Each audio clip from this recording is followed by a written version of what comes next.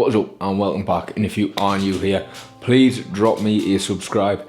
Means the world. Like the video. In this video we're going to be talking about cutting. So I'm going to be doing a 4-week mini cut before going to Marbella. The reason I'm calling it a mini cut is just because it's 4 weeks. It's quite small cut. What I'm going to do now is shoot up the new physique shots.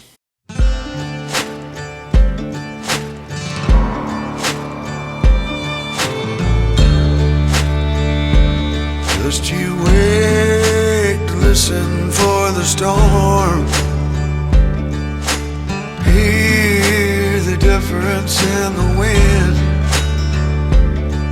When dark clouds form and start to turn, I'll run again. Far away when the hurricane comes in.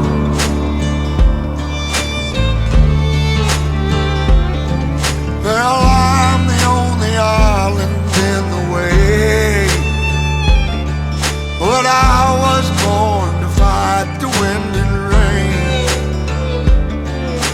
Sometimes a man will keep himself in shame, mask a painful past he overcame. Oh yes, oh.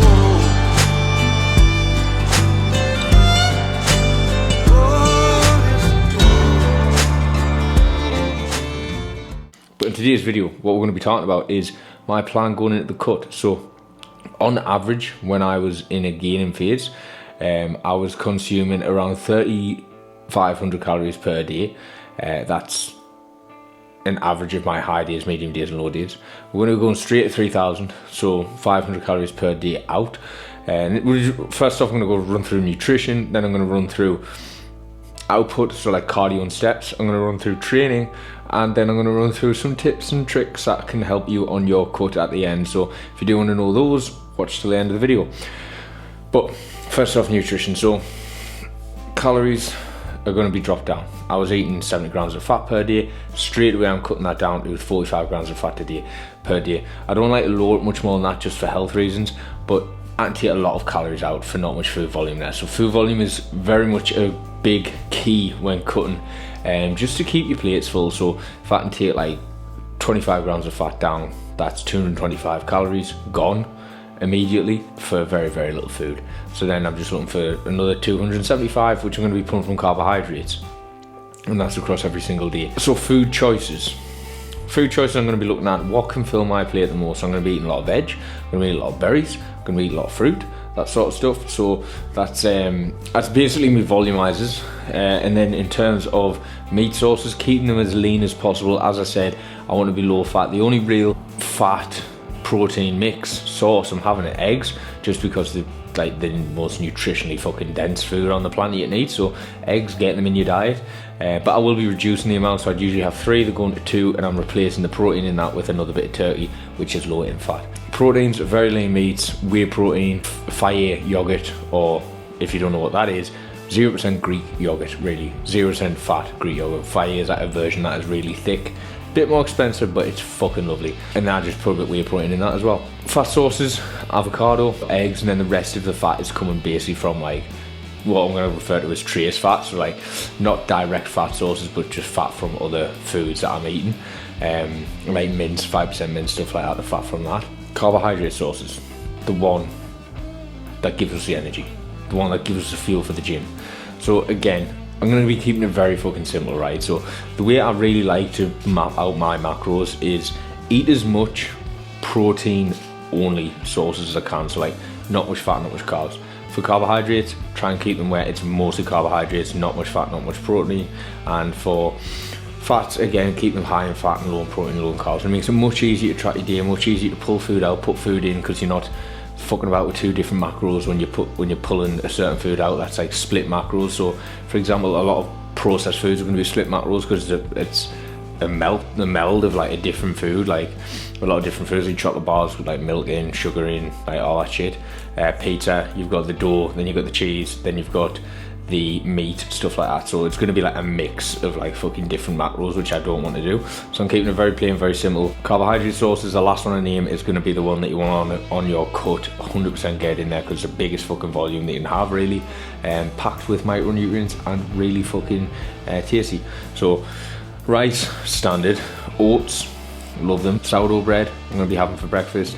And the big one, potato. Sweet potato specifically is what I'm going to be having. Sweet potato, unreal, and you just pack out your fucking plate. I think you get like 400 grams of sweet potato for maybe like 350 calories, something like that. So it's a lot of food for not much calories, and it's pretty much carbohydrate, and the other ones are very, very little. So I'm not getting much trace proteins, I'm not getting much trace fats from it. So that is sort of what I'm doing with my nutrition. 3,000 calories on average, a bit higher on leg day, a bit lower on my low days. Next up, output. So output, I'm not changing my cardio. I do 20 minutes per week on the Stairmaster. I'm not changing that. The only thing I'm doing is add an extra 2,000 steps. So I could actually just add another cardio session or two and keep the steps at 10,000. But for me, getting another 2,000 steps is going to be much easier, much less fatiguing than another couple of cardio sessions. So it's going to come to the same outcome. I'll just get the other 2,000 steps per day. Fucking simple as that. Training, I'm not changing my training yet. I'm doing one more week on my current split. So you don't have to change your training based on whether you're going into a cut or a gaining phase. Like, your training should be based around the way you want your physique to look, really. I know some people do like to do higher reps, and we're going to go into cutting phases, potentially taking the loading off the joints that are getting a bit less support from fat with the heavier weights, and also increasing the amount of calorie expenditure you're going to do in your weightlifting session, because you're doing more reps. So like a set of 68 isn't going to burn the same amount of calories as a set of 12 to 15, for example. You're doing like double the work essentially. Yes, it's a bit lighter, but you're moving double amount. So you're going to be burning a bit more calories. So you're kind of using it slightly as cardio, but I'm not going to be changing anything this week. Next week I am, because we'll come to our 12-week block that I'd already planned in for 2 leg days, and then I'll be introducing a posterior day, and I'll run through my new split next week. So if you want to know that, you know what to do, subscribe. Next up, tips and tricks for the cut. So first off, stuff like this. This is a cream soda flavour, and it's fucking lovely. Like, a lot of people don't like the cream soda flavour, but I think it bangs. Pepsi Max, essentially, like carbonated 0-calorie drinks. Like, they get a bad rap. The sweeteners are carcinogen. Like, you'd have to drink about 40 of these, I think, or more a day for that to have an effect. So like a couple of cans is not going to make a difference. Stuff like Monster Ultra, I'll be having one of those a day. Water. So I know you've probably heard that sometimes when you're hungry, you're actually thirsty. This is bullshit. They're two different mechanisms. So what that actually means is that your stomach is pretty empty, so it's triggering the hunger response to your brain, saying like, we've got an empty stomach, like maybe we should eat. And what you can do to help relieve that is drink a lot, and it fills your stomach. That link is like dampened, because now you've got a full stomach full of water, but when that water passes through, you're still going to be hungry. It's like saying, if you ever went to the toilet and needed a shit, but then when you got there and went, oh, actually it's a piss, like, I didn't need a shit after all, I needed a piss. Two separate mechanisms. So when you're hungry, you're fucking hungry, you're not thirsty, but drinking more water can help alleviate the hunger feeling. So keep that in mind. A lot of hydration. Another trick is concentrate on eating. So when you're eating your meals, don't be doing other stuff at the same time. Like, if you're eating your meal and watching the TV, you're probably going to be finishing your meal and you'll be like, oh, I didn't even realise I'd fucking ate, because I hadn't concentrated on eating. So you feel like the time's just passed and you haven't really ate. While if you sit down, eat your meal, consciously eat your meal, you'll have felt like you've ate. Eat it a bit slower as well, and give it time to digest. So after you've ate, there might be a period of time you think, I'm fucking starving still, like that hasn't even touched your sides. But give it an hour and a half, and you'll feel a bit better. It just takes a bit time to digest and like sort of actually give you that fuller feeling. And this is one of the reasons why competitive eaters, where they're trying to eat a lot of food in a small amount of time, eat extremely fast. Yeah, because they've got a small amount of time to do it, but it's also because if they slowed, say if the timer wasn't an issue and just fucking eat all the food, if they'd done it slowly, they'd feel extremely full very quick, because they'd let that food digest. If you eat it slowly, you're basically letting your body absorb it, get the food in there, and yeah, if they eat really fast, you sort of getting the food in before that mechanism is going to hit. That's another trick for you, is concentrate on food. Concentrate on eating your food rather than something else when you're doing it, eat it a bit slower. Meal timings as well, so try to keep like steady meal times throughout the day, so your body gets into habits and routines pretty well. So if you are eating the same meals at the same time every single day, then your body's going to understand that it's around that time that you eat, and you're more likely to have less hunger cravings throughout. If you're someone who craves food at the end of the day, or like has cravings at the end of the day, leave yourself something for the end of the day. Don't be stupid. So if you're banging in all your food but you know you're going to be searching the foods on the night, that's fucking stupid. So maybe just push a meal further back and make sure that you have a snack or something for later on in the evening.